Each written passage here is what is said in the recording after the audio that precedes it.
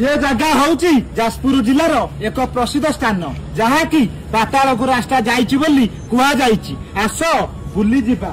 नना मु कौन शुणा पाइली कि स्थानीय अंचल गोटे लोक बड़ सान कथा न मानी ये गुंफा भीतर पशिगले तो आ बाहर ना सत शुणीचु ये कि 50 ରୁ 60 वर्ष हो कि जड़े लोक को मना करागला कि भाई ता भितर को जाना कि जाई होनी एमती बहुत किसी मना कले कि बारण कले गुंफा भितर न जावाई किछि दिन पर देखिले जे तार एठी गोटे कटा हाथ काले आसी पड़ितला आमे जा सुनिबा को पाइछु।